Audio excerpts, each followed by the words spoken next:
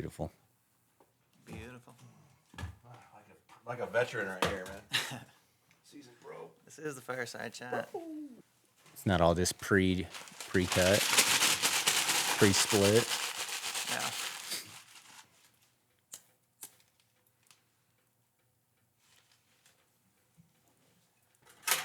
Is most of the stuff your dad shot then? Yeah. Almost everything in here is stuff he shot. Those couple deer over there are recent ones of mine. There's... The lights are all in my face. I can't see. Yeah. I think I have one other animal in here. Almost everything in that room is mine. But as the business grows and things of that nature, when I do warehouses, I'll have more space, and I'll just... Yeah. I'm trying to leave this kind of as his shrine. Yeah. To be honest. Yeah. Like that's why I had everything in that room, because like this is his. Yeah. But I ran out of room, and so I hung a couple tight in the corner here. Yeah. Yeah. And then I got 3 more coming within a year here, and 5. Just kind of keep Got it away 5 mounts.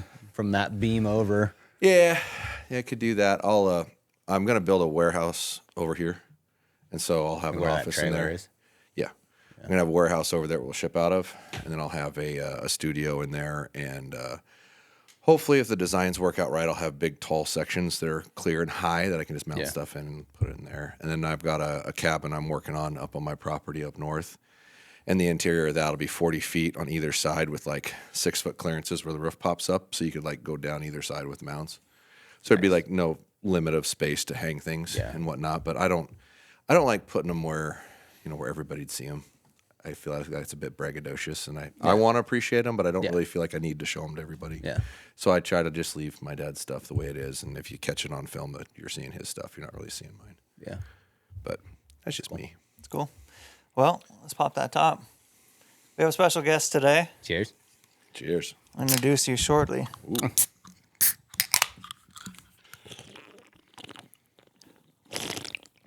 Awkward, inappropriate slippage. That's kind of what you're going for. The real question is there an identifiable better pop top per brand? We just talked about my favorite pop to top. Like, is there a noticeable Tim like likes them titties. I said the betcha. best kind of top to pop is the one covering the heavies. That's what I said. It's hard I mean, to. that's fair It's hard to argue with like a good soda pop's noise. Like they're almost always really tight and because of the extra Because of the extra carbonation, carbonation. chemicals, all that yeah, stuff. over like a beer or anything else, right?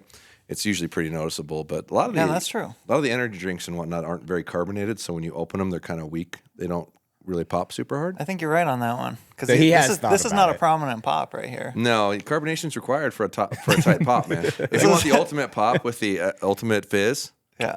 got to be carbonated. Yeah. Yeah, this is a low impact pop. Anyway, Yeah, let's it's introduce weak. Brandon.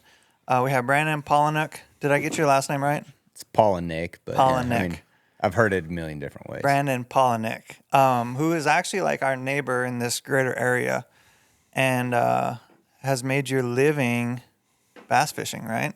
Yeah. So- in a roundabout way. So how does a guy from Idaho compete with the dudes in the southeast who get to fish year round? I just catch a little bit more bass than they do. Is the short answer. It's kind of cool because, this area in the Northwest is just known worldwide for trout fishing. Yes. Trout, salmon, everything, right? But our bass fishing is kind of low key. Even very with our low-key. fish and wildlife departments, right? It's pretty undercover. And it's gaining popularity, but it's a very diverse fishery. So we have so many different bodies of water that fish differently that it creates a really good proving grounds and like building grounds for the knowledge, right? Where when I was growing up and decided I wanted to fish for a living, I could fish all these different lakes, read Bassmaster magazine, read all these articles, and then take those and apply them to a body of water around here. And that helped me, form those habits and that muscle memory of being able to learn these different techniques or how the fish relate to certain types of cover at different times of year. And then when I went to, the East Coast and Southeast where most of the major tournaments are, a lot of that stuff was already built into my habits and kind of my system of catching bass. And so it's cool to, to fish. Like, even if you just go across the border to Idaho, those lakes are way different than Western Washington, right? Like pothole or Eastern Washington. I'm talking like potholes, crazy Columbia geography River, in Roosevelt, Eastern Washington. Yeah. Totally different bodies of water. The Greater Columbia River. Yeah. Way different than North Idaho, Pend Oreille, Coeur d'Alene bodies of water. Interesting. Yeah. So, I mean, because there's so many variables, right? Yeah. Different times of year, different weather conditions, water temperatures, water clarities, all of these things. It's like a mathematical equation is how I explain it to people. And so you're taking all of these variables and you're putting them into this equation, adding, subtracting, dividing, whatever, and then it gives you an output, and that output's either going to be what to throw or where to throw it. And so the more you can see those circumstances over and over and over, the more they become habit, where you're not thinking, or, you don't have to like flip through a book and say, okay, this is what I need to go do. You just see that situation and then you instantly adapt or change your technique or something to that, whatever variable changes. And that may have not been something that developed as well in another environment. Then is kind of what you're saying, because it's so unique. Yeah, if you were just area, doing one thing, yeah, all the time, is like, if you're archery hunting and the elk react a certain way every single time and every situation's exactly the same, you're never going to grow outside of that situation. You'll get really good at killing them in that situation, but if there's no variables in that, right, then you just do the same thing over and over and you have success. So then if you go to a different state and things are completely different and the terrain's different, then you'd be lost. Gotcha. Oh, it makes sense. How old were you when you like first said, hey, I'm going to travel, or I'm going to travel out of state? Like, how old were you when you did that first like big out of state send? At 8, I decided I want to. Oh, really? Obviously, I couldn't just take off on my own when I was 8 years old. You didn't have the pedal bike horsepower? No, that's what 8 years old, I decided, hey, like, this is what I want to do for the rest of my life. Yeah. That's wild. Not very many people can say they knew what they were going to do when they were 8 and did it. Yeah. And it was just, I was very fortunate. I had a local guy here that got married to a family friend, one of my mom's best friends he got married to. And my mom knew I loved fishing. My mom pretty much raised me and my sister. My dad wasn't around a ton, and he actually was the first person to take me bass fishing. I fished a ton. My mom knew I was obsessed with it. But then when I learned you could actually target a specific species and then you could make money doing that, I was like, all in. Sign me up. Yeah. And so it was like every year, like I would do whatever I could, birthdays, Christmases, like, hey, I just want money to buy lures or, whatever it may be. And then as I got older, everything else started to kind of take a back seat. So it was like, in high school, I wrestled all the time. Well, when I was younger, I wrestled 10 months out of the year. But then as I got older, I was like, I quit wrestling in the spring and I quit doing summer tournaments. And it was like, if it interfered with fishing, it usually got pushed to the side. Right. Gotcha. Yeah, there's not a lot of balance if you want to be really good at something, huh? No, the whole work-life balance thing. If you want to achieve something that is, outside the norm, then you can't.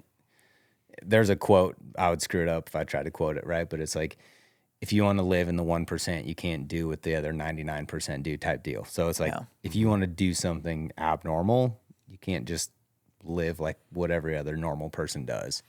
When did you start first having success? Like, how are our local tournaments? Were there local bass tournaments for you to compete in? Yeah, and there still are, and it's funny. When did you start having success in those?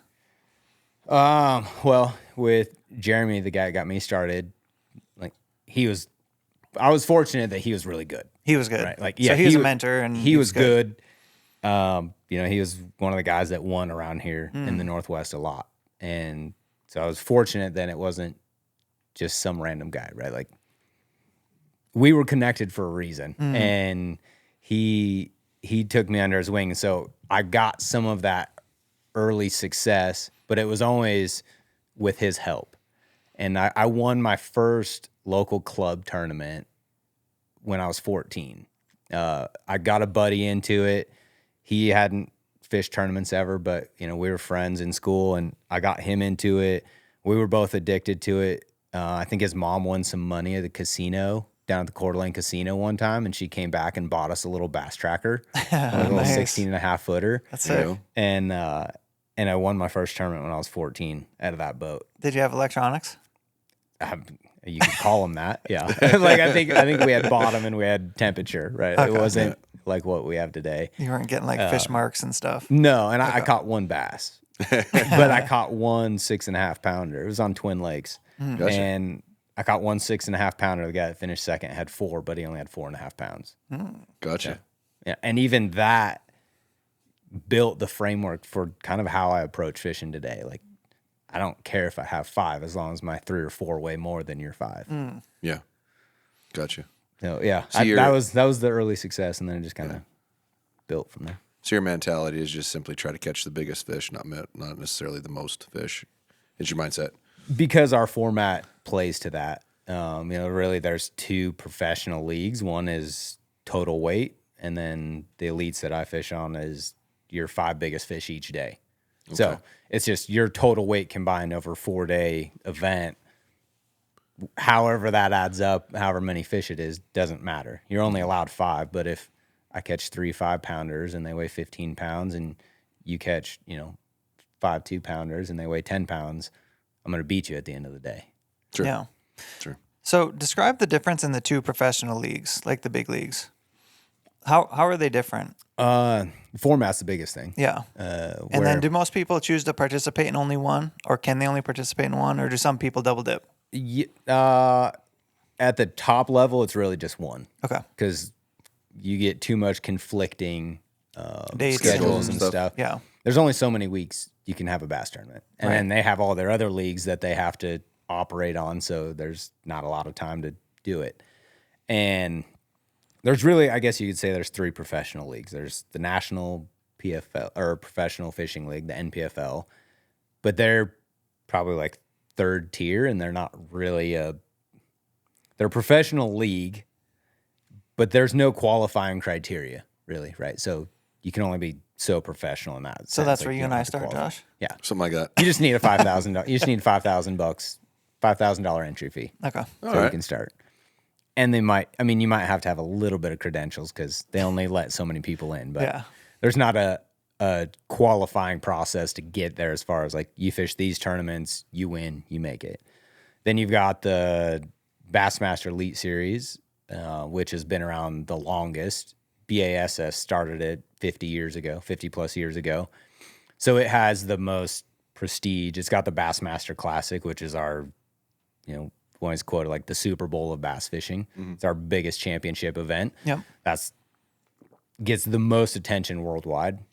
And then you've got the MLF, which is Major League Fishing. They bought out FLW, which was a thing. I remember that abbreviation Yeah, from like and FLW while back. it was Forest Elwood. Then they changed it, and it's changed a bunch of times. But it was, long story short, it was essentially funded by Walmart. It was Yeah. a big part of it. They were a sponsor of that, and then they were able to go to these giant non-endemic companies that were in Walmart and say, "Hey, we got this bass fishing thing that we're supporting. We want you to support it too." And that elevated the sport for a long time, and then it kind of faded away. And then Major League Fishing started out as more of a for TV thing. Then they came out with their own pro tour, caused a mass exodus of pro anglers. I was one of the guys that left the elites, went there for a year, decided it wasn't for me, went back to the elites. So that Bassmaster's kind of been like that steady horse that's just continued to grow and get bigger and bigger. And then there's been other leagues that have came in, right, and like rose up, and then they end up kind of fading off. Gotcha. And so then you get just kind of this bounce back and forth between them all. Yeah. There's a lot to it. And it's been a big topic of conversation Yeah. in the last 3 or 4 years. A lot of controversy. Cool. So the Super Bowl of bass fishing is the Bassmaster Classic. Classic. Yeah. Okay. Yep. 3-day event, qualified in. There's multiple ways to qualify. But it's $300,000 for first. Everybody gets paid. And then is it similar to archery? If you get that check, you're also getting additional from your sponsors for Yeah. Yeah. Yeah. If you have sponsors. Depending on right. your Depending on, situation. what your contracts are. There's guys that qualify there that really don't have much sponsor money. Right. When I qualified for my first one, nobody knew who I was. Yeah. I was just a kid from the Pacific Northwest that nobody knew. Couldn't pronounce my last name. Little tiny North Idaho. Yeah. Right. Which is small. North Idaho is not a very big area. Yeah, it's getting bigger though. I know. Well, more people makes live us in there. natives itchy. Yeah, it does. For sure. It's like, where is this Even- place? This is not right. Even just driving out here, like the last dude. time I drove out here, totally. like, there's 3 times the amount of houses just in that last section, all those nice new ones. Yeah, But- I was half year old, I want to say, when we moved out here originally. So I've been out here my whole life. And dude, Yeah.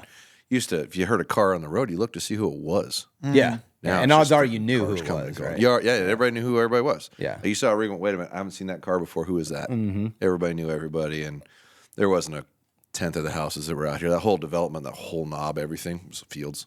Yeah. Yeah. It's just nuts to watch it change. That really didn't start developing until I was like 17 or 18, and I'm 46 now. So everything happened over like 30. We're still in 10-acre divisions this direction. So if we're Saltese is Yep. right there, everything this way is still 10-acre minimums. Yeah. So they can't That's subdivide nice. it beyond that. Yeah. But everything that direction is like quarter. Yeah. You can see. You can see where the line is. that line is Yeah. for sure. Yeah. Because there is a hard line Oh, yeah. of houses. And they're still building, yeah. Well, and because of the lot sizes, there's reasonably sized houses on pretty much every piece through here. I don't see Yeah. that changing. I don't see somebody managing to scarf up 8, 10 of them to make developments No. anytime soon. Especially because this whole bottom here is in floodplain. Like you can't really build houses all throughout here. You'd have to get up that direction or up in the top over there. Have you ever hiked Saltese over here? No. It's pretty cool. It's little. You can get 700 feet, and the trails are pretty good. Yeah, there's trails everywhere up there. Yeah, It's good. It's not too Good busy. hiking, Too busy. trail yet. running type of deal. Yeah. Yeah. I haven't a lot. One of my best friends just lives right down here off Barker. Yeah. Guy we started Rod Company with. So he like goes and rides his mountain bike around Oh, here all really? the time. So That's neat. yeah. Rod company? Yeah. Like It's called Alpha Angler rods. Oh, Like fishing rods. so you have your own rods? Yeah. Yeah. We started in 2017. Sweet. How's the growth of that been for you? Slow. Yeah. But that's how, I mean, Consumer direct product, or are you trying to be in stores? No, or it's what? all direct to consumer. Yeah. So that it's slow, sustainable growth, right? Because you can get to a point where you can't keep up. Like I'm aware having of the that. demand is good, right? But you can get in over your head. And so for us, it's like, yeah, we want more growth, but we also want the systems in place that it doesn't become a headache, or that you Sure. or that you know your quality control takes a hit, or things like that. Or just the 'Cause- foundation to grow. You know, Yeah. like having a sturdy 100%. foundation so you can. Yep. Like I talk about all that all the time in coaching. Is like we want to build on a sturdy foundation, and if the foundation is sturdy, we can build as tall as we want. Yeah, exactly. And You know? build that width at first, and then start to grow it up. That's cool. And I feel like that's kind of where we're at. And that direct to consumer is like, it's awesome, but then it can also be really difficult because it's all on you. Yeah, marketing's the challenge Yeah, to that because you don't have other people marketing for Customer you. acquisition. Yeah, Yeah. that's always tough. And the cost of that acquisition, right? Yeah. And then we're doing it where everything's made in the States. That's so cool. we can't sell a rod for as cheap as someone else can. Right. Because our cost to build the rod is higher than the price point that most rods sell at. I bet that's very similar to arrows, right? Like it's pretty easy to get them manufactured overseas. Yeah, there's a wide variety of access to carbon manufacturers overseas. There's less of them here, but Easton manages to maintain a competitive price. But they're the only one that's made here. All Right. the other ones are made somewhere else. They're a one-off. Yeah. Yeah, they're a one-off. And they've been around for 40 years, becoming that one-off or They've whatever. been over 100 years. Yeah. They were making aluminum way back when. And is Or no, maybe it's not quite 100, but pretty close. the standard material in rods still pretty much graphite driven? Is it graphite? Yeah, it depends. It's either graphite or glass. Yeah. Or kind of your two. What's like for your typical day out? What do you like? I mean, probably different I tools mean, for I'm different carrying stuff, like right? 20 to 30 rods a day Yeah, he's for got different techniques. Like, Like, he's got a whole semi truck out there. Yeah, if I go Well, back down- up the truck. I don't have enough options. Yeah. Come here. yeah, if I go down one bank, I may pick up 10 different rods, like, That's cool. in a couple 100-yard stretch. But I would say Graphite, probably mostly. Yeah. Glass seems to be more specialty in your moving baits because it's going to have a slower return. Okay. So your treble hook baits and things where they typically throw the bait and where you have like a moving bait that's moving away from them and you want some delay, then you go to glass. Yeah. And then you can get into, different types of glass and how that makes it better or worse. Gotcha. It's like arrows. I mean, So you're a just lot of it's very similar, right? You're just Similar to changing that. the reaction. of Rolled your on bait, right? mandrels, all that stuff. So Yeah. it's like, Oh, no. yeah, you're changing tapers, depending on how your mandrel is, you're changing tapers. And so you've got your powers, right? Your mediums, medium heavies, extra heavies, all that. But then you've also got, like moderate fast, extra fast. So that's going to be like how fast that returns or comes back to neutral. And so you can have a moderate fast where it's going to bend much more even from tip all the way to the butt of the rod. And then an extra fast is going to be like a lot of tip and then shuts off super fast toward the tip. Gotcha. So then it just like instantly locks into backbone. Gotcha. This is very interesting. This is the intersection of golf, archery, and like bass Similar- fishing in the fishing. middle. Well, honestly, it's easy. You're not far off from Yeah. the description, just how things are made and what the relevance of why you would make it different or how you'd make it different and how it reacts. So, for sure. But so your actual rods, how are the other than American made? How are they different than like other products in the market? What makes them unique, or is there a uniqueness to them? I'm assuming. I would say our biggest thing is that it's performance based first. Okay. So it's like if it doesn't have a performance ad, then we usually don't pay attention to it. We want them to look good and be aesthetically pleasing to an extent. Sure.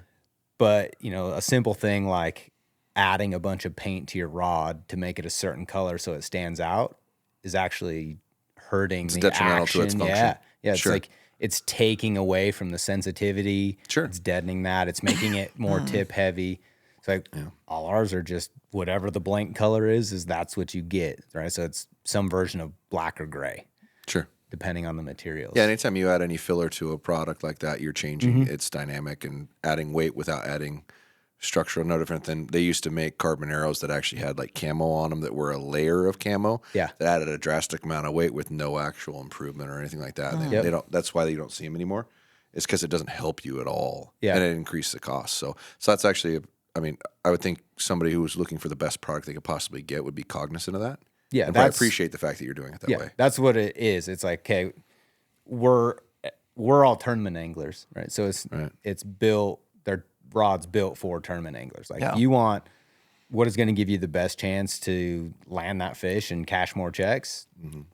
We're the people. If you just want $100 starter rod that your kid can bang around in the ceiling fan of the hotel, you probably don't want to get ours. It's going to hold up, but like you're going to be But you're pretty spending an pissed awful lot of off. money for that. Yeah. And sure. But that's why we went direct to consumer. Sure. so that it's a small niche. Yeah, we want to build the best performance rod, but be able to give it at the best value. Yeah. Because if we sold it to retail, then if everyone's going to make their margins, Well, you don't got to tell me. it goes from it goes from a a $300 rod to a $500 or $600 rod. Yeah. And that we just didn't want to do that. Yeah. That's cool. Well, that makes sense. I mean, if you ever get to a point that it's just so popular that it has an increase in demand where you can increase production and lower costs, then it might make sense at a certain point to go that route. But I totally get why you're doing it that way.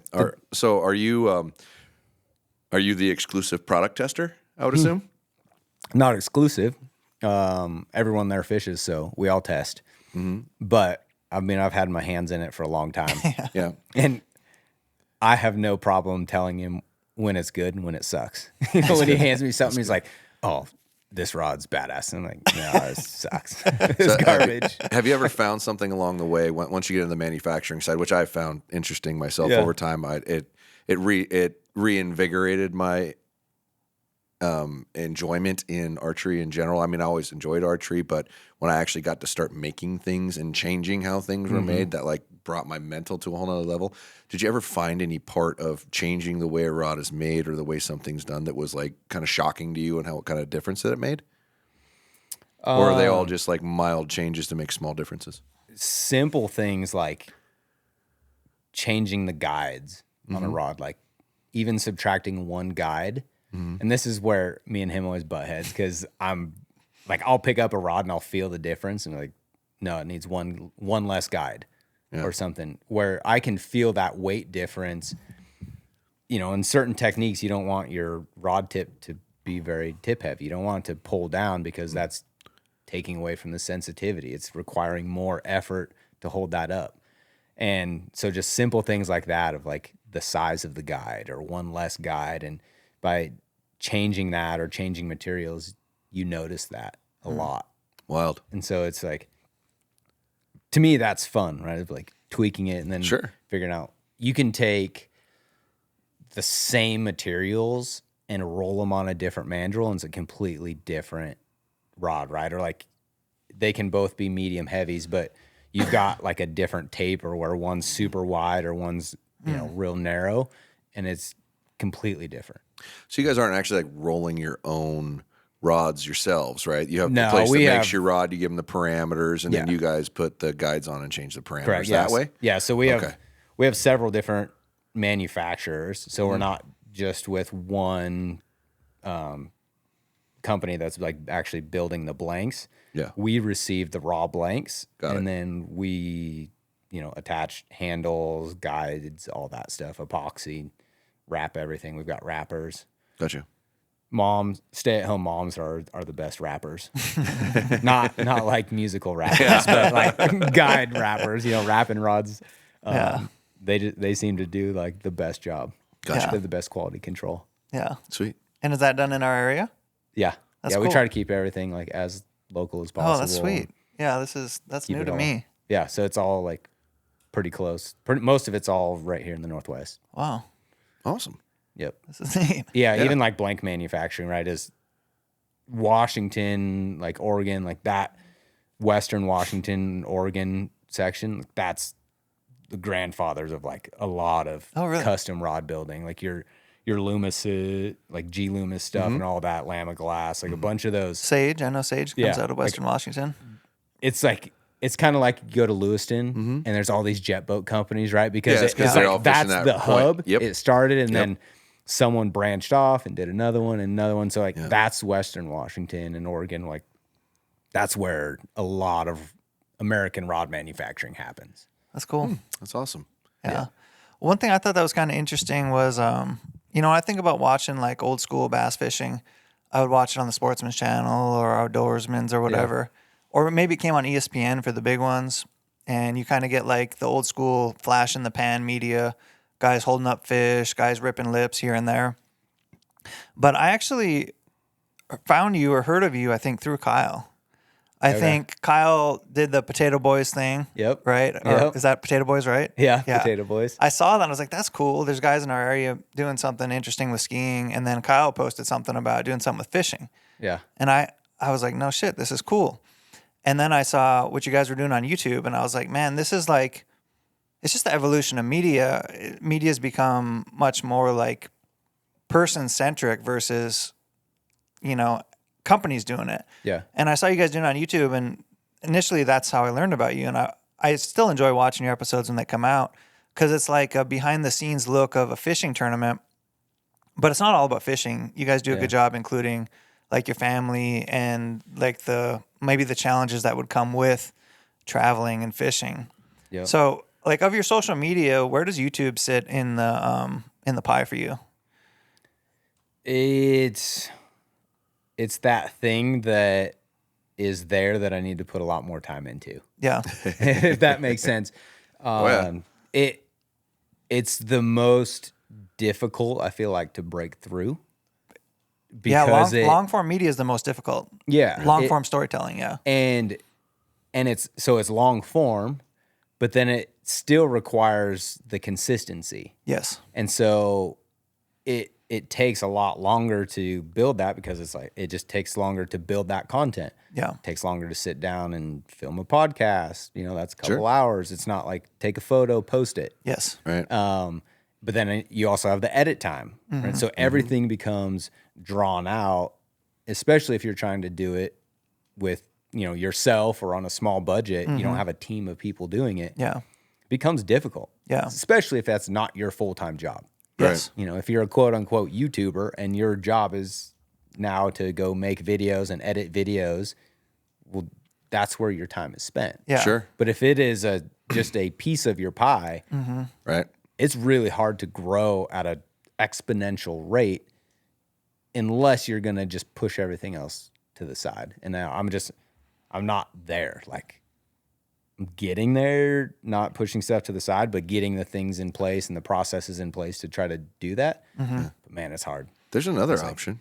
Yeah. Just work like 90 hours a week. Yeah. That's what I do. Yeah, I know. The problem is that then my kids suffer. Yeah. Right? Well, mine, Like, mine are just- grown, so I'm lucky. Yeah, I'm not willing to give up the time with my kids. You should never. So- Do not. It already goes by too fast. I'm like, Yeah. I look and I mean, my oldest is only 2.5. I'm like, man, I only got 16 and a half more years, and like you're gonna be gone. Yeah. You know, and that just happens so fast. So It just does nothing but get faster too. yeah, It really does. Yeah. Like every year, it's like it doubles how fast it goes by.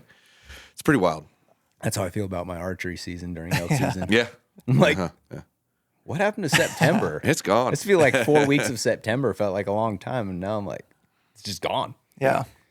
Yeah, the archery, when I saw you were in elk hunting, I was like, oh, I definitely need to reach out. Like, we have a good crossover. Yeah. Hopefully we could get you on the podcast. So it's cool having you here. But like, how long you been doing the archery elk thing for? I've gotten more serious into it as I've gotten older. I grew up hunting all the time. Like, my mom hunts. Yep. Well, that's cool. She's just all outdoors. Like, I used to get called out of school to go pack elk. Yeah. Because I'd be in school, my mom would shoot dope. one. They'd call over the intercom, hey, come down to the office. And they'd be like, hey, your mom shot an elk. Go, like, you need to go help her You need to pack go it help. out. And of course, that's Good old North that's an Idaho. excused absence in North Idaho, for Yeah, sure. yeah, it's So a beautiful thing. we used to 100%. get the opening day of deer season off most years for rifle. Yeah. It was like That's a amazing. holiday. Yeah. Yeah. That's that- like yeah, that's like it's small been- town farmers, the farm season or whatever. Everybody's off. Yeah. School's closed. Like, Yeah. you got to go help on the farm. Yeah. Yeah. Yeah. That's Yeah. awesome. So I've always enjoyed it. It wasn't really until probably the last, I don't know, 7 or 8 years that I started doing it more. And some of that's just based on our schedule. Like, our tournament season used to go February through September. Yep. Right. Well, there goes archery season in Idaho, right? Unless you want to do late archery. And so it was always just, I wanted to be out there hunting. Rifle was the only option I had Right. because of my fishing schedule. As time has allowed and our tournaments have kind of started to end in August, like September, my wife jokes about it all the time. Like, I will just block out all 4 weeks. It'll just say elk hunting in our calendar. Black bars, yeah. It's like shared calendar. She's like, you literally blocked out the entire month. I'm like, yeah, because you don't know what day I'm going to need to go. Yeah. Yeah. Like, so I've just, That's really pro the tip last- for schedule management, by the way. Yeah, just block out the whole thing off. month. Yeah. When are you available? I'm not. Yeah. And thankfully, like, a lot of my sponsors and stuff have like, September, I'm probably going to be a little bit off the grid. Yeah. There's something that needs to happen, then, I'll come out of the woods and do whatever I need to do. But I mean, September is kind of my time to reframe everything. Like, cause you get a lot of stress throughout the year on the season. So as much as I love the elk meat and that feeds our family, it's so much more than that. Like, just shooting and being out there, and I don't know. It's like I say the water has my heart, but the mountains have my soul. It's very Insane. Yeah. I need it. It's like It's I'm a an angry. recharge. I'm a irritable person if I don't do it. Sure. I can, Are you guys I the can same attest, way? Yes. Like, Like if you don't go for a while. yeah. No, I can just, you start to get cranky. There's some Yeah. part of you that I believe we're all intended to do that, whether some people are comfortable doing it or not, or think it's right or not. It doesn't really matter to me. I think in your code, in your DNA, Yeah. it's part of living and surviving. Yeah, it's And ancestral. if right? you're missing that, it's like you're missing a vitamin or a mineral. Yeah. Eventually, it starts to ache at you. yeah, And if you're cognizant of it and you've experienced it, then it's really a need Yeah. over before. Like, if you never had said mineral that your body needed, your body might adapt to it. But if you give yourself that mineral and then take it away, yeah, you're screwed. yeah, So yeah, I'm a believer. You have to. I'll get really cranky, and now the older I get, the more I got to go hunting, and the more often I got to spread it out. Because the more irritable you get. I do. Well, no, easier. It's such a release for me, and now that my time personally has gotten just so much more valuable. Yep. And you only have so much left. You hit the second half of life, and it's just you start questioning, what are you doing, and where am I spending my time? Yeah. And, Yeah. Do you ever find it more difficult, or is it easier since you're surrounded by it in some form or fashion? Like you're surrounded by archery and hunting. Yeah, archery is an easier adjacency to to go? hunting. Yeah. Yeah, it's like easier to go, you mean, or what do you yeah, mean? like just mentally, like do you get burned out? Do you ever get burned out dealing with the archery side of it and things that are attached to it that you're like, if I was going to, it would have happened a while ago. Yeah. And I think the only time where I really got close to it being some form of burnout was when I was working with my dad, and I wasn't burned out on archery. I was burned out on working with my dad. Yeah. Because it was not fun. Yeah. His style of working. He'd have been at home in a 1900s factory. Oh yeah, he'd have been great. That son of a bitch would have been efficient, and everybody would have worked a lot for little pay. Yeah. It really would have. Like it would have cranked out product. Yeah. That's not the kind of environment I wanted to live in. So when that changeover happened, I was bound and determined for it was going to be fun. Which meant you weren't hunting. Right. Well, if you were working. Honestly, I didn't even start really hunting a lot until the last couple of years. Yeah. Because I couldn't mentally justify it. I've always had this excessive drive to achieve, and I'm remembering things my dad would tell me, like, if you haven't earned the right to do that yet. Like, have you done everything as much as you can before you ask for more? It was biblical stuff. I don't remember the right phrases, but he always kind of pounded those into my head, and I wouldn't let go of, like, I can't not be here. And a lot of that was pushed over when Forrest was running the shop and Doug was running my online store, and they both sat me down and went, you need to make content and order stuff. Don't get me wrong, you're great at what you're doing and whatnot, but those things drive the business the most. Yep. So if you're not doing that, we're not selling as much. It's as simple as that. And if you're not ordering the way you order with manufacturers, then we're not keeping product in as good as we can. And I remember sitting down with them and going, all right, so you're going to replace me. So what do you need? And they're both like, we each need 2 people. I was like, you're telling me I'm doing 4 people's jobs? They're like, yeah. I'm like, huh? Okay, well, whatever. And that evolved from there. And it probably took me a year or 2 past that before I could really let go. Like right now, I'm just like, look, you don't even need to bring me anything. Bring it to those guys. And it's not Forrest. It's different now. He ended up leaving, but that person's always been in that role. And it's like, you're in charge, and I let go. And it allowed me to do more of this. And now I'm opening another store. I'm trying to really push our online portal bigger and bigger and growth, and just maybe do it. But along that, I'm like, why am I doing this and not hunting a bunch? Yeah. Like if I'm going to step away from day-to-day stuff where I don't have to be here every day, that allows me to be gone for a week for other reasons. And so I should sit down and figure out how many days I went hunting this year. But You had a good year.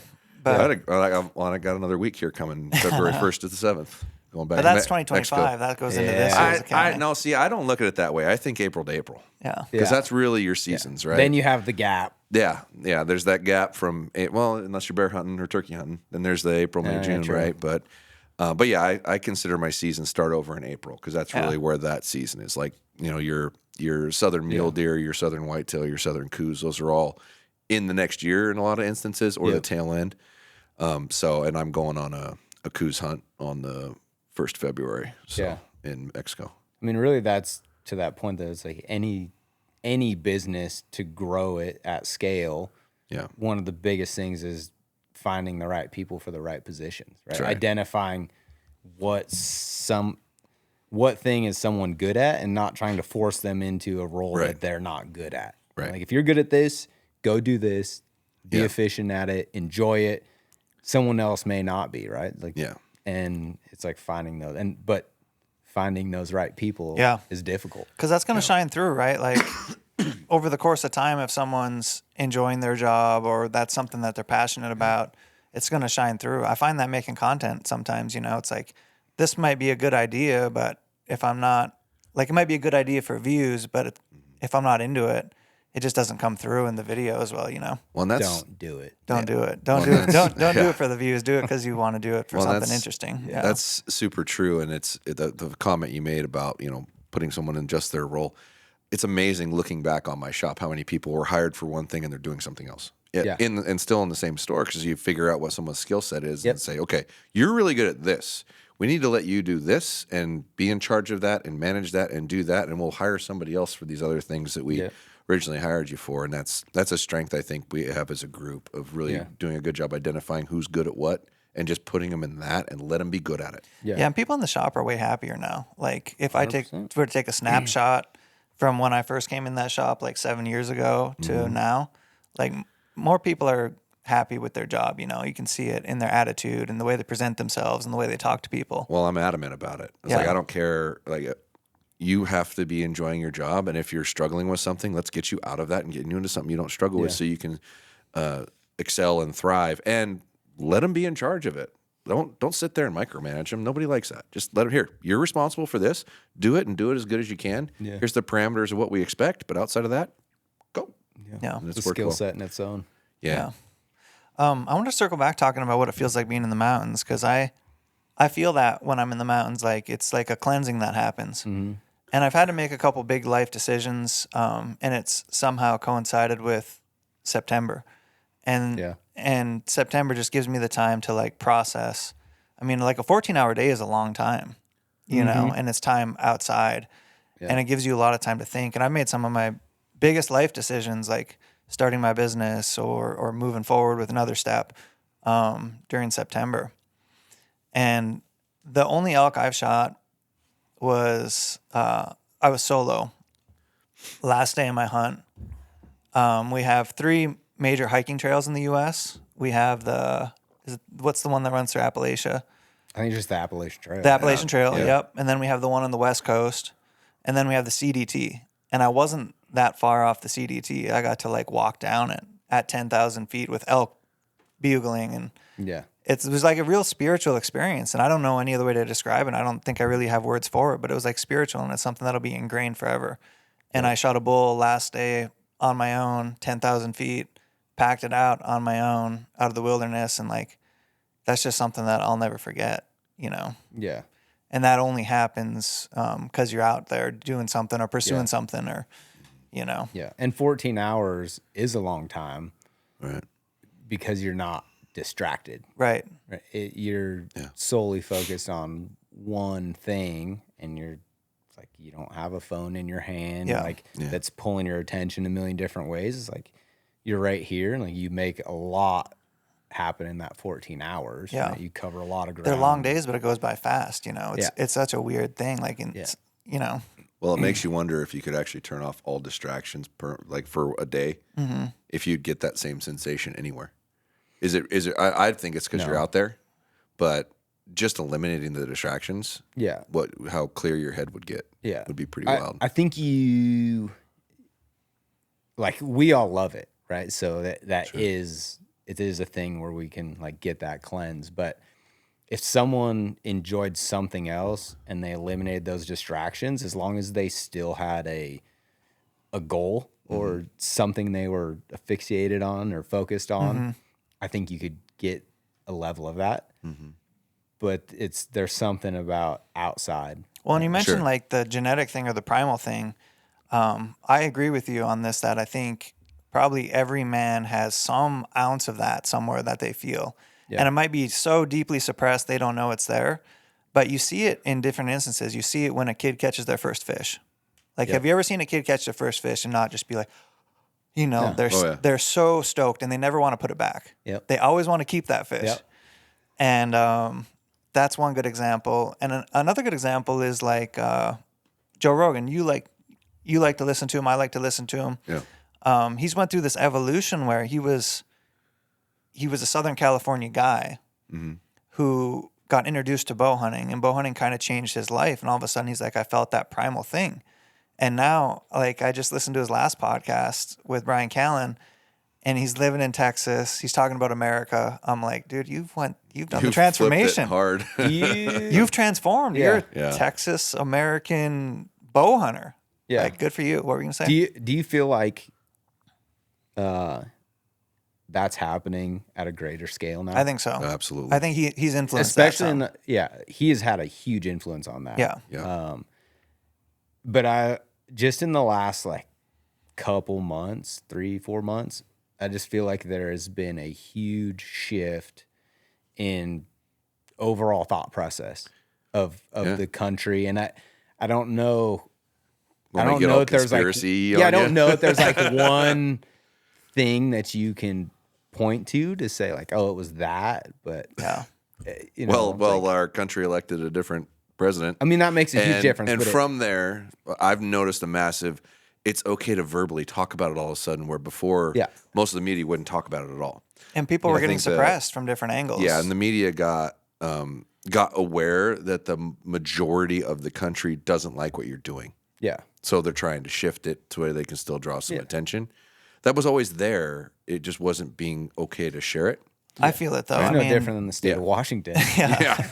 Oh, don't get me started. It feels kind of dirty driving in here, doesn't it? Does it itch? Yeah. A little bit. Other than you guys don't have income tax. That's nice. It is. But, man, I'd move in a second if I wasn't. I mean, I'm in my family's home. I can't, right? But outside of that. But the thing is, right, you go over those mountains, like 80% of the state is one way, but 80% of the population is another, right? Like, so the geographic it's versus weird. the population is different in their thought processes.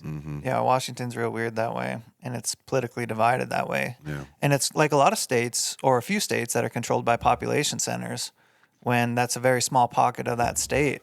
The map that shows how counties voted this year is really telling. Yeah. Like, the majority of the country was very red, then there's still these little blue pockets, and those blue pockets might swing a whole state. Yep. You know? Illinois. Yeah, like 1% of the geographic space is Democratic, but it's 40-ish%. I think it was 60-40 this time around. Yeah. It's wild how little of actual space is Democratic. And I personally think it's actually an overcompression of human beings. Yeah. Like they get too close to each other and too confined of space, and it like shifts how they think and look at things and see things. I mean, I believe it like personally with kids. I've always said you're a product of your environment. Yeah. You know, like what you grow up around, who you're around, who influences you, to an extent where, you know, generally you're going to have somewhat of that thought process. Like that's one of the, it's like good and bad at the same time. It's a double-edged sword, but of social media. Like, that's the one good thing is that you can have access to all of this as long as it is not suppressed. Right. Yeah. As long as it is open, right? Like Elon buying X. Like that was a great thing. Yeah. Well, and Zuckerberg going on Rogan acknowledging what happened. Yeah.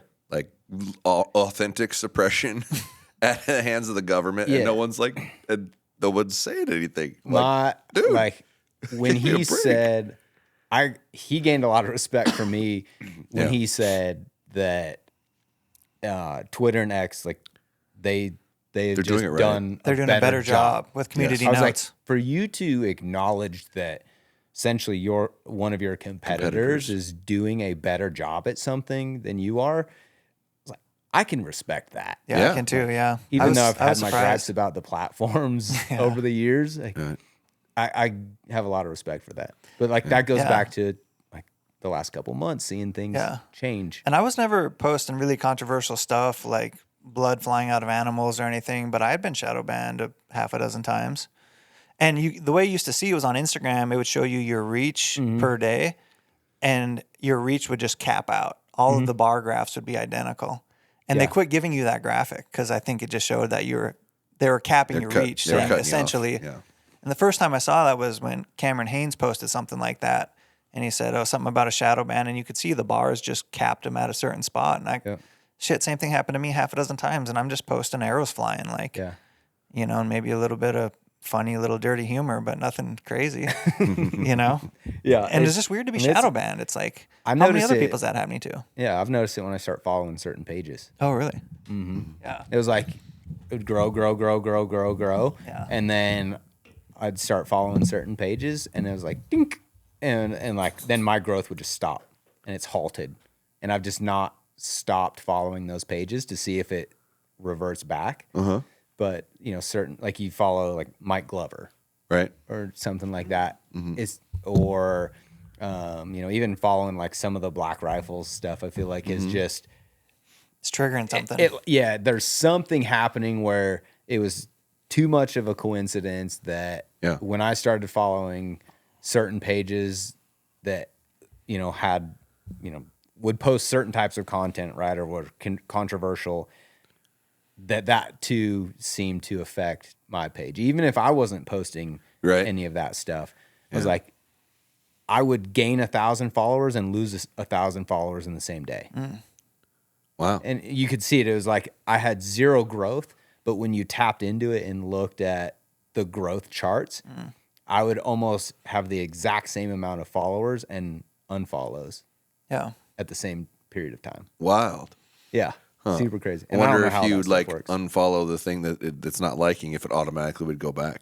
I don't know. I like following them too much. No, I get it, but it'd be a fun test. You can always go back and refollow them, but like the ones that you think are causing the problem, like unfollow them for a month or 2 months, and if it all of a sudden goes up, you're like, okay, that's what it's doing. Yeah, valid thing. It is weird though, but hopefully we're on the backside of that kind of stuff being suppressed because you're not posting anything dirty either. Maybe if fish flying out of the water, and I don't think any of it's about being dirty, to be honest. I could see how like people post shots through animals and it's gory and maybe you see blood flying out. Like you can make an argument why that shouldn't be on the internet. You can make an argument why it should. But if it's just simple stuff, like there's no argument why you shouldn't be allowed to hold a bass up or have a slow-mo of a bass flickering out of the water. Like there's no reason you should be experiencing a shadow ban. No, I mean even the little bit of hunting content that we've done, I've kind of stayed away from doing that kind of stuff, right? Of like blood shooting out everywhere. It's not that I don't like it. Like I have no problem with it. Yeah. But I want that content to reach as many people as possible. And I don't want them to be turned off. Like I want them to watch and be like, oh yeah, I could actually see how this is kind of cool. Like this actually makes sense. I want to be part of this. Yeah. Yeah. Giving people a full opportunity to see an example of what they might be curious about would be nice without any restriction on it. Yeah, because those of us that love it are like, we want to see the kill shot. Oh, right? 100%. Yeah. But also at the same time, that's not our main focus. Right. Like your focus is to kill that animal and bring it home. Yeah. That's why you're going. But when anyone you talk to that loves it, it's so much deeper than that. Yeah. Yeah. Well, it's a primal thing, and Joe's hit on it really well, but I know for me, when you successfully harvest something, when you get up to the animal or when you shoot it and you got it, there's something that clicks on in your brain that knows you're going to survive. Yeah. And that's deep, deep, deep in every human being on the planet, period. It's no different than when you catch the fish, that exhilaration, that's I'm going to live. Yeah. That's what that is. I know it is. Do you get the opposite when you don't make a good shot? Yes. It's the worst feeling. I had dude, I shot when I just got back from Texas here, and I shot 3 deer and didn't recover one of them. Yeah. And when I shot him, I immediately didn't feel great. And once I started following him, I immediately started feeling awful. Dude, I wanted to throw up. Yeah. It's the opposite sensation, and it could very well be related back to I'm not going to live. Yeah, exactly. Like That's in what I your was gonna subconscious ask. deep enough. I think it is. Yeah, you're like, I really do. I didn't feed the tribe. That's right. I failed at that. Yeah, whether that's really what you're doing with it or not is irrelevant. That's what you're feeling and sensing. Yeah. It's your carnal stuff from ancestral over time, because that was all based off living and dying. Yeah. We don't have to worry about that. Whether now. or not that's your reality, it's in there. It's somewhere. in there. Yeah. And that's why those sensations are so strong and so hyped and so hard to replicate any other way. That adrenaline, that dopamine, those hits, they're like nothing really matches it. Have you ever had one that you just felt terrible about, but then ended up recovering it? Yes. And then that's like the greatest That is the greatest feeling. Yeah. It's like being in a toxic shock and then cleanliness of, woo, yes, thank God. Yeah. Oh, yeah. No, it's amazing the sensations that you go through in those processes. It's realities and reactions in real life that are deeper than most things anybody will ever really experience. Yeah. And I encourage all people to give it a chance, right? Like, I mean, I understand if it doesn't seem like it's right to you, but there's something in your DNA that is sparked to that to a level that most people can't understand. And if you haven't experienced it, you're kind of denying yourself something that's real and authentic in life. Might be the most real thing you ever experience. Yeah, So I mean, it's worth a shot. Good gateways to that is like You know, you go camping, backpacking, bluegill fishing. All of those things get you a taste of what it feels like to be outside on your own, and then having it full circle, being able to eat that. You know, being able to like fry up a pan of fish. Yeah. That's huge. It's like, hey, I caught that. I put it in my belly. It tastes good. I feel good. Yeah. Sleep on the ground. Yeah, sleep on the Drink ground. water out of a mountain stream. Yeah. Yeah. And what's funny is that you start seeing, like, if you follow any health pages or whatever, there's actual health benefits to that stuff, right? Of Yeah. like grounding and stuff Does that like sound that. like the It's most hippie shit you've ever heard? Like go walk around with your feet on the ground? yeah, But it's real. Yeah. but it actually has a benefit, right? I'm like, Yeah. so then you go back and you're thinking, well, so how much of that is like when you're out hunting? Is it just that your body just feels better? Yeah. Like when I was in Alaska for a week, I'm like, if it wasn't for my wife and kids, I could just stay here. Yeah. Yeah. I've week. said if I had another life, I would like to do one in Alaska. Alaska is wild. It's still the last frontier. It's amazing. Yeah. Let's talk about your Alaska hunt. That's not something to breeze over. Talk about it. You started, like, what brought you to Alaska? And was it your first time there? It was my first time hunting there. Okay. I just got super lucky. There's Yeah. no way to explain it. So I've worked with Yeti for a long time, and but it's always been on the fishing side, right? And so they have different verticals, hunt, fish, whatever. They had booked this trip to go with Cole Kramer in Alaska on Kodiak, and it was a mountain goat hunt and a blacktail hunt, and someone backed out, and they needed to fill a spot. And they called me up because they knew I loved to hunt and, you know, was hopefully in shape enough to do it, even though I hadn't been training for it. And so it was like 3 weeks before the hunt. Oh boy. They sent me a message and they're like, hey, we've got this hunt. Here's the details. Here's the dates. Can you make it? And I'm like, yes, but hold on. So I called my wife and, you know, talked to her about it, made sure she was good watching the kids for a week, whatever. And she's super supportive. And she's like, why wouldn't you? She's like, of course. And so, then it was just like book everything. I think the very next day we went on a hike and I just strapped both kids. I put one in the backpack and one on the chest pack and then went and walked around Farragut. I'm like, okay, it's time to time to put some weight on and get in shape. And you know, one of the first questions they asked me, they're like, are you okay shooting a gun? I was like, well, I'd rather take my bow, but they already had a guy shooting archery, so like we need a rifle guy too. So I ended up taking a rifle and shooting up there, but it's amazing. Like it exceeded all my expectations. We were with a great group of guys. We were up there for a week. You know, we didn't have cell service, had my inReach so I could keep in contact with my wife and kids. But you're sleeping in tents, sleeping on the ground, you know. Was it physical? It was, but not, it just in like a different sense. Like that tundra is nasty to walk on. You're looking at flat ground, but you're walking up and down every step because, you know, you got those giant root balls. So you're in and out the whole way. You're trying to roll your ankles and knees. And so it's hard on other parts of you versus like hunting around here, like in North Idaho, where it's just steep, it's brushy, it's nasty. But on Kodiak, you're starting at sea level. And so even at the highest point, you're about equal to here. So from an elevation standpoint, I was good because you know, the little bit of training I got to do around here, I was pretty much at that elevation. So oxygen wise and stuff, you're good. But it was long. You know, I think I was probably 17-mile hike in where I shot my goat from where we got dropped off on the plains, which was cool, right? So we walked in the first... Flying on a bush day. plane? Yeah, flew in bush planes. Did that freak you out at all? A little. I mean, just because you're in a cramped, tight space and you don't know what the weather's going to be like. We were fortunate. It was amazing. Yeah. You take off from water, land in water, and the first 2 days we were there, it was just dead flat calm and 40 degrees and sunny. Beautiful. And so that ride in, I got that kind of awe-inspiring view of what Right. Alaska is, because you could see all the mountains and everything flying in. And it was, It's unique because you can be you can be at sea level looking at mountains. Mm-hmm. I've never experienced that anywhere else. Yeah, it is.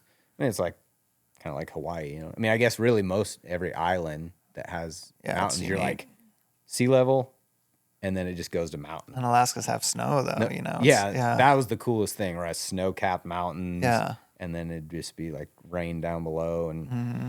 yeah, it was crazy. Like it was the first few days sunny, warm, beautiful, and then it started to get nasty the day before I shot my goat. I don't know how deep into detail you want to get into the hunt, like. Oh, you Go know, for it. If you want day Share by it. day or Yeah, what? sure. Just It was like share the cool parts of it. For sure. We had another guy, Mark Carter. He's a pro snowboarder. He was shooting a bow. We ended up spotting goats before we had planned on it that weren't far away from our base camp, and so he ended up going after those because it was like they're going to be harder to kill with a bow. You get first access. Yeah. If they're killable with a bow, you're up first. Was Yeti filming this for their YouTube? So we just shot photo. We didn't Okay. actually film anything.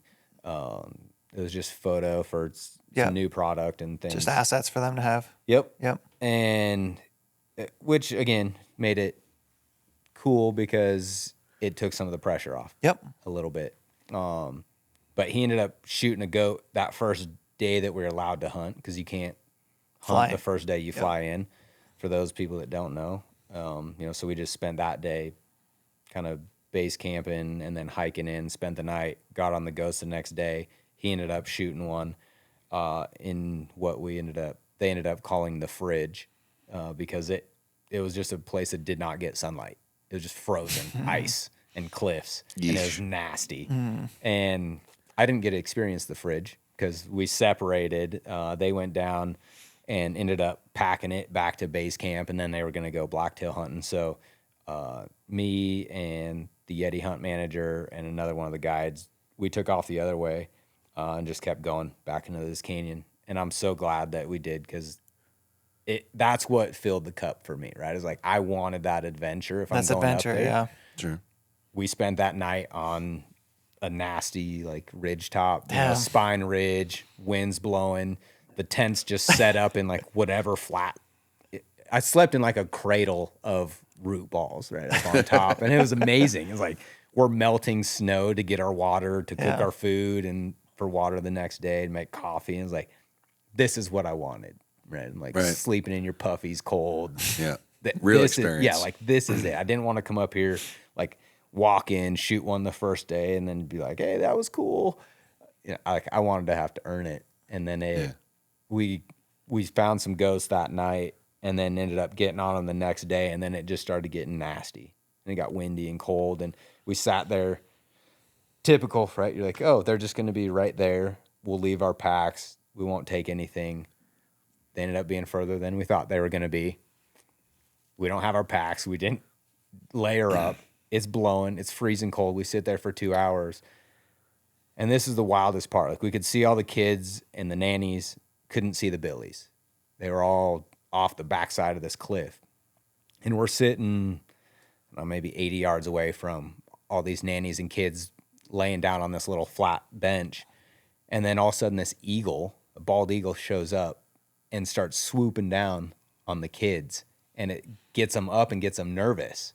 And as that happens, the billies start to funnel up and over to see what's happening. And then it was like, instantly, it was like, panic mode. We sat there for 2 hours, freezing our balls off. And now you're like, hey, now it's time to shoot one. Right.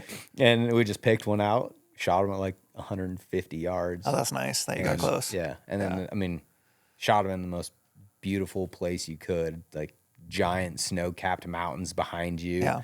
The sun popped out for the first time that day. It was crazy. like everything right was happening. That's sick, man. Yeah, and then That's cool.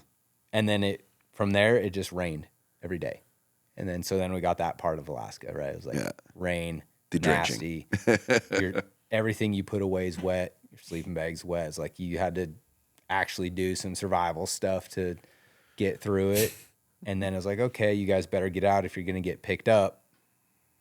We end up floating out. I shoot a blacktail on the way out, which was amazing. You guys raft out, float out? Yeah. Yeah.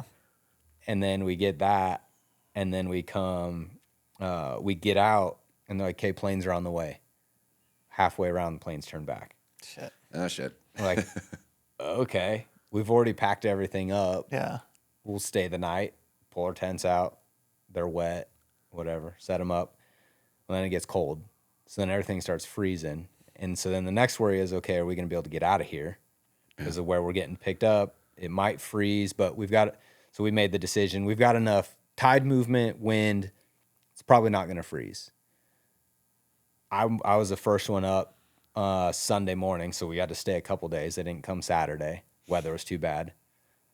I wake up Sunday morning, and I walk out over the hill. We're getting water out of just like a little seep drain. Mm-hmm. I go to fill up water, and I go, oh, this is not good. As far as I could see was ice. Oh, shit. Oh, shit. So I go and I wake one of the guides up, and I'm like, hey, you probably don't want to know this, but we're frozen in. So we ended up putting our frozen waders on, unpacking all the rafts, had to unthaw everything with boiling water to blow them back up. And then we wait till low tide, and we break ice for like a mile and a half and drag the rafts and all of our gear across this bay to get to the other side where we can get picked up. And then we spend the night and we get picked up the next day. Damn.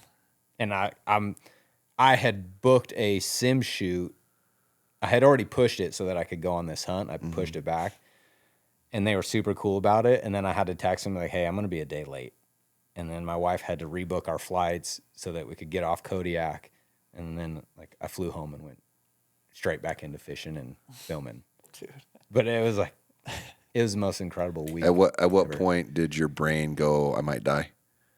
It never did. Never got there? No, it never did. No, that's good. The entire part of it was like, I am not ready to leave. Did you see outside of my wife and kids? Like Yeah. I was so content. Like I felt great. Awesome. I'd wake up at 1 o'clock in the morning and the moon would be blazing bright, and you just walk outside and take a piss outside your tent and just stand there and stare at the stars. Like, it's pretty cool. Yeah. Did you see any brown bears? I only saw one. The other guys saw one.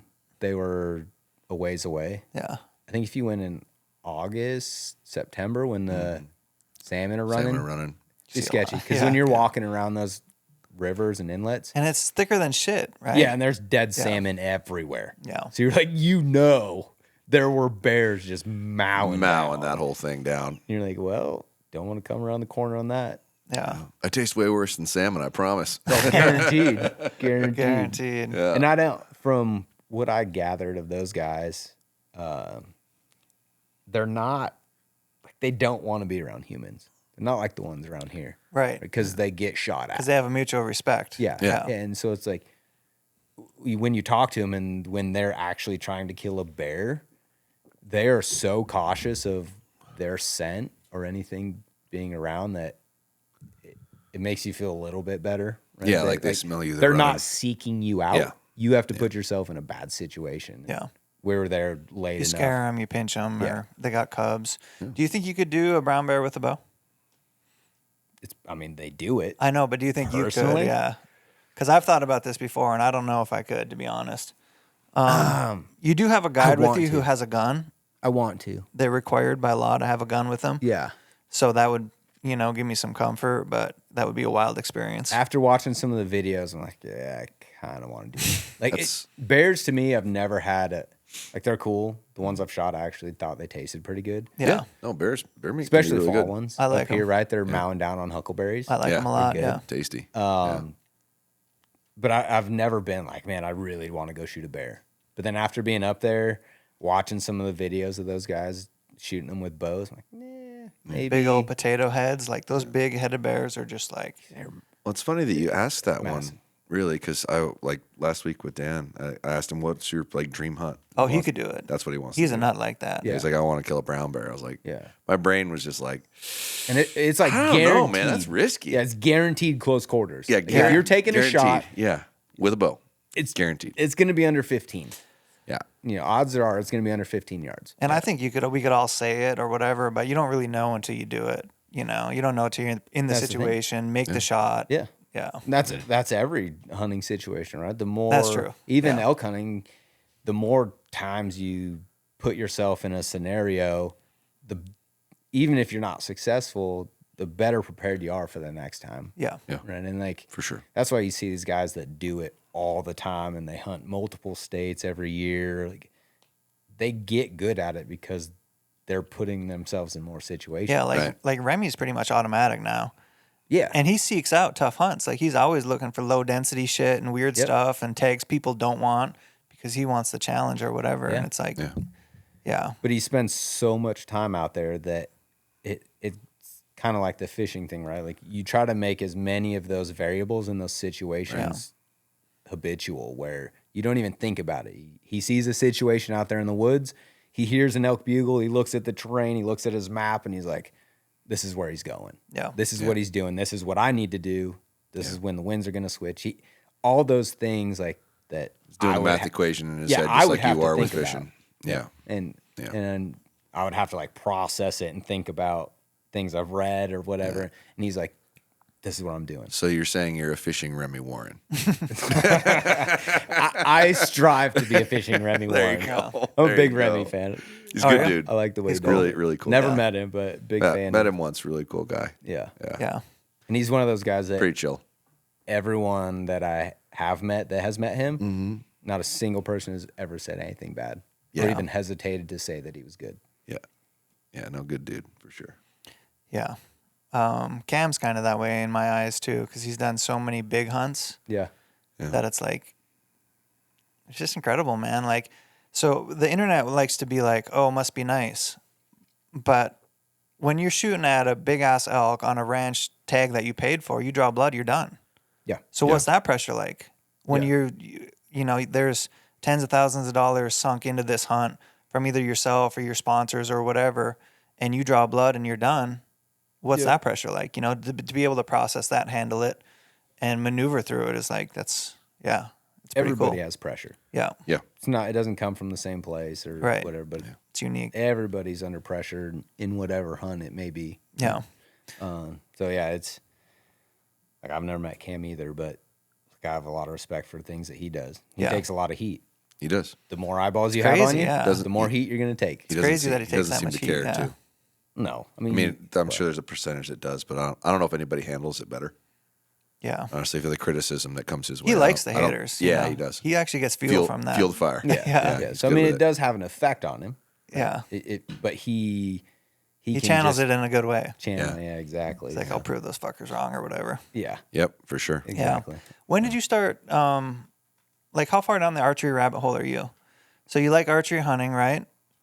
And has it been one of those things where you just got some equipment and you're like, hey, I'm going to figure this out with my bow and my arrow? Or have you started like whittling down different arrows, different releases? I would We say mentioned I'm in- draw length leading up to this. Yeah, like I'm in the process of dialing more into it. It's right? starting to grab your attention. Yeah, like the older I get, the more like, okay, how dialed in can I get Yeah. with this? And then I think the cool thing with archery over rifle hunting is that you can dial in a rifle and then anybody can shoot it. That's right. Right? If Right. it's dialed in, like, obviously guys are going to be able to shoot it better than others, but the process of that is the same. So like the human error is there, but it's way less than shooting a bow. Yeah. And so it's like having your setup all dialed, but then also your form and that foundation you talk about being dialed to where that's going to allow. Yeah, you can take a look at that beast. I just got that last year. Give it a live one. It's got one kill in it. Okay. I don't know. I mean, I think that's like my third bow tech that I've gotten Yep. over the years. I had a Legend. Josh has been a big Bowtech advocate because Yeah. they were the first that are like, you can Wheeling. adjust the wheels side to side, and then they added the timing thing, and they've Yeah, had I these mean, really great tuning features for that many years. deadlock technology and everything is amazing. Yeah. Like, for just the ease of use of being able to do that for at-home guys and shops. Yeah. You know? Yeah, exactly. It makes the process way faster. Yeah. Sure. No? So yeah, I mean, I like that bow. I had a Solution SS before that. Mm-hmm. Got the core. And been happy with it. Shot my elk this year with it. That was the one thing I got to hunt with it. But I mean, everything looks right. Everything looks like it's set in the appropriate positions of where it should be. And it's honestly, it's a really good bow. As long as you don't have a really long draw length, this is a great bow. that's me. Yeah. What's your draw length? 27 and a half, I think. Yeah, So great bow for the guy. we were talking about that. I've never shot a thumb release. Uh-huh. And I'm like, well, you know, as I go down the rabbit hole and watch videos and articles and all that, you see the advantages of thumb release from a, you know, foundational standpoint. Mm-hmm. I'm like, well, that would also give me a little bit more draw length. Like how much? Not really, no. No. No. Well, if you're using a wrist strap release correctly, it probably feels really short in your hand. Yeah. To have a good upright head position. Maybe I don't even have that right. Well, so your head position is everything, and as the bows have gotten shorter and shorter and shorter, you've had to shorten your release up. Like they used to have like a jaw attachment and a finger attachment. They were like an inch apart or half inch apart, and now most of them are almost identical with each other. It's in an effort to get more string back on your face, so your head gets more upright in a natural position because these things are short in comparison to 20 years ago, right? Yeah. So most of that has shifted to where a handheld and a short wrist strap release are about the same length. You're not really going to gain length. Yep. Should be about the same. So in your opinion, what's the biggest? Well, let me ask you this first. Sure. Do you shoot a thumb release? I Both currently of you? shoot a thumb release, but that doesn't mean I'm going to continue to. Yeah. There's massive advantages and disadvantages, and the one thing I can say with a fully adjustable wrist strap style release, you can get a better anchor point. Gotcha. You 100% can. Like a handheld, you're always going to run the bridge of your knuckles across your jawbone, and that can move around a little bit. If you have this pressure point right here with your knuckle on a wrist strap release and you adjust everything to where your nose touches, comes across your face, and that sits there, you can get stuck in a pocket that you can't move out of. Mm-hmm. I've never had a better anchor point than I've had with a wrist strap release. A wrist strap release is significantly faster to get on your string and drawn back than a handheld is as well. Yep. And we've all been in an occurrence or two where you got like 5 seconds or 8 seconds. Gunslinger's got a 30 sling, seconds. man. Yeah, I mean, if you're gonna slap it, you might have to hurry, right? So, or if you're all jumping out of a UTV on a dirt road, someone's gonna get drawn before the next guy. Like North Idaho special. Yeah, all right. So, I mean, there's definitely instances where it's a huge advantage. A handheld will typically give you a cleaner break. The mechanisms inside of them are cleaner and more accurate because nobody makes like an index trigger that's $300 or $400. That's the same kind of real clean stuff in it. Some of the high-end Carter wrist strap index triggers are really clean, like shockingly clean, comparable to a target release. And that's normally where you're finding those things in a target release is the internals are really higher quality. So the break is cleaner. So when you're pulling harder, it doesn't move before it goes off. That's a lot of what you're getting in a handheld. That doesn't mean that a handheld's the right thing to do. Yeah. It's really not. And I've kind of come full circle with that. It was always the logic that the handheld was the product that was more accurate, right? Yep. That's no different than a longer sight sticking away from you is more accurate. Well, yes and no. It is and it isn't. There's advantages and disadvantages to both things. And I wouldn't be shocked if I'm using that new Solex clicker release that just came out because it still gives you the mental clarity of what you're looking for or I'm looking for in my shot sequence. But it's a clean break and it's way quicker and easier to operate. And it's always attached to you. Like having to, like if I sit in a ground blind or a tree stand, sometimes I'd rather have a handheld that I can stick on the string and let go of it and it's just sitting there. Yep. But if I'm running around, you know how easy it is to set down your release if it's not strapped to you?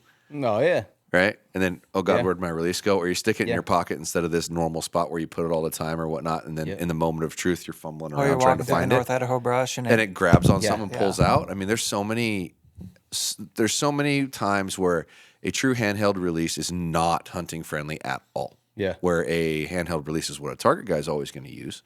You know, you're not going to see a guy with a finger trigger typically. Yeah. But I don't know if it's the right thing. I know it's the way the industry's gone, and I know and granted, it's more profitable and there's more money in it, right? Because they cost a lot more, so you're dealing with a greater potential for profit as far as the manufacturers are concerned. And I think that's part of why you're seeing that shift that way, to be honest. But I'm not sure it's better. Yeah. I'd like to see better quality wrist strap releases, like upgrade the quality of the internals in a wrist strap release. start coming out with some really good $150, $200 wrist strap releases, and then let's see what's really better for hunting. That's true. Yeah. Yeah. Which there are some Valid good ones point. out there. Very really valid are. point. There's some Carters out there that are good. The Scott S2 is really good and really clean, that have like spring sears in them instead of just standard mechanisms that you can feel movement in before they go off. But there's pros and cons to both. Some words that have rang true with me is Joel Turner a long time ago said, shoot the release that you can best evaluate. And I didn't really know what that meant. But really, when you get under pressure, you have adrenaline flowing, like you have to be comfortable and know how to work through that release. And I recently have been in a couple situations with the thumb button where adrenaline's flowing, and I almost lost feeling of the thumb. Like I kind of just had to punch it because I couldn't feel my hand. So I think I can best evaluate an index, and I still hunt with an index always. I'll shoot the handhelds for like 3D and stuff, but I think I can best evaluate an index. I can feel it, and then if I need to make it go, I can squeeze my finger a little bit and add that little bit of extra, and I can feel that. So Yeah. I think it's personal preference. It's like, what do you shoot better? What can you evaluate? Yeah. And all the pressure make sense, ends Josh? up going. Oh, for sure. No, you're 100% accurate. It's what you can shoot better, but it's also what are you trying to do with it? Sure. And there's instances, regardless of whether you can shoot better, that one is way more user friendly than the other, Yeah. and it's something to consider. Yeah, what were you saying? Good. Well, like you were talking about your hand going numb. Like, if you got a wrist strap, like, that's essentially your whole your arm is taking that pressure, right? Yeah. Versus you have to grip Yes. to hold on to something. That's true too. And so it's like, if you're pulling back 70 pounds, your grip is holding that 70 versus a wrist strap of just essentially it can't go off of your Correct. Your it's hand. it's And I easier mean, to use. If it's for 10 that way. degrees outside, a whitetail walks out, you want to shoot a handheld at it. Okay, boom. Okay, I got my handheld out. Now what if I got to wait 2 minutes? Yeah. And I'm holding brass. Yeah. And it's so cold. And it might not always be the best tool, Yeah. So I don't know. Good. Well, in all fairness, my handheld that I'm hunting with now is a wrist strap too. Oh. Yeah. It's strapped to me. Oh, yeah. You can let it go, but it stays on my hand because Yeah. I Which I think that's the style I would have to have. I call it a 'cause hybrid. I would lose it. Yeah. Yeah, 100%. the Stan Axis is what I use for that, and it's really clean and whatnot. But my main point, I was using handhelds exclusively only, no matter what, and I've constantly gravitating back towards the wrist strap style. Yeah. And I may end up with a straight, legit wrist strap style release this year, not even a handheld, because I get a better anchor point. Even with that handheld with a wrist strap, I still don't feel like my anchor point's as solid. Yeah. No. It just doesn't feel like it. Yeah. Yeah. You mentioned your shot sequence. Mm-hmm. Run through like what that is. So if I'm coming up, like say it's target, for example, and I'm shooting something at 20 yards, I'll come up and I'll get my foot foundation set right to where I'm pointing my body the right direction at the target. I'll set my hips, I'll set my shoulders up over the top of it. I'll hook onto my release onto my bow itself, put my bow hand out in front of me and put some weight into the grip itself to where I know my bow hand's in the right position. Mm-hmm. I'll bring the bow up to the target so I'm pointing directly where I'm trying to pull, make sure my elbow's up over center, and pull the bow straight back and over into center. And then right before I get into my face, which mind you, I've already set my head position, like before I ever pull the bow back. So the way I'm going to be pointing and firing is already done before I pull the bow back. Bring it into my body and then drop my shoulder down and bring my hand up into my face, or in this instance like that. Yeah. Lock it in, put it on the target, finger on the trigger, breathe about half of it out, and start to squeeze. Pretty much like that.